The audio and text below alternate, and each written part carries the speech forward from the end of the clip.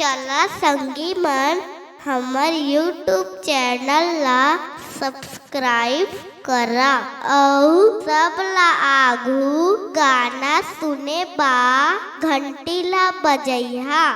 गुरु बिन ज्ञान मिले नहीं, सुन लो संत समाज। भजन बिना तन तरे नहीं, सुमिरो गणपति महाराज। धर्म बिना सम्मान नहीं, भक्ति बिना नहीं भगवान। कथा सुने बिना मुक्ति नहीं, जागो साधु सुजान।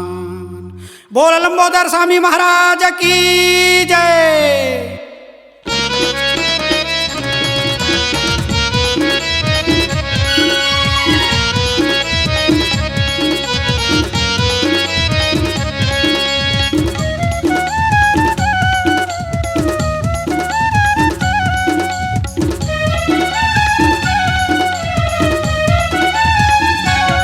जप जप महादेव माता भवानी, जेकर बेटा हावे बड़ ज्ञानी हो।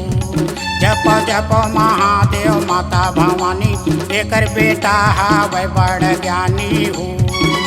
ज्ञान की गंगा बहाती जगत माँ,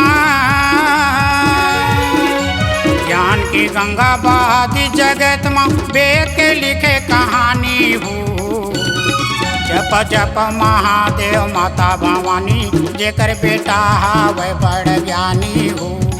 जप जप महादेव माता भवानी, जेकर बेटा हावे बड़ ज्ञानी हो।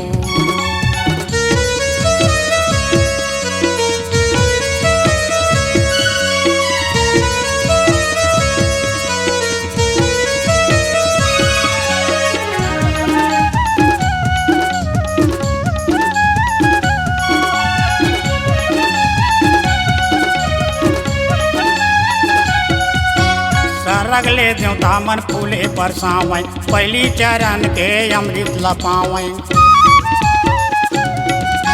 सरगले देवता मन फूले बरसावे, पहली चरण के अमृत लपावे। भज भज मूरख मनुआय ज्ञानी, जेकर बेटा हावे बड़ ज्ञानी हो। जप जप महादेव माता भवानी, जेकर बेटा हावे बड़ ज्ञानी हो।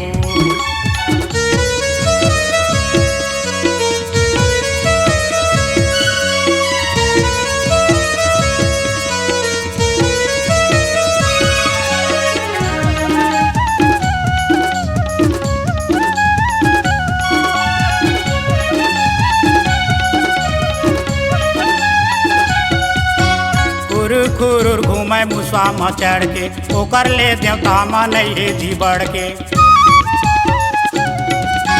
खुरुर खुरुर घूमे मुसवा में चढ़ के, ओकर ले देवता मन जी बढ़ के।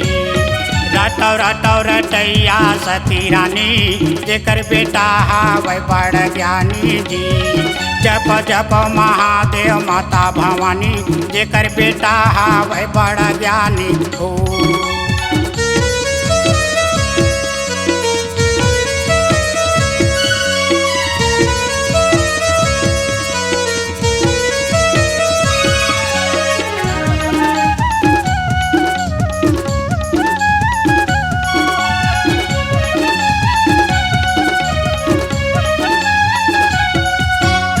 जय गजानन गणपति देवा, कैसे कराऊं मैं आज तुर सेवा।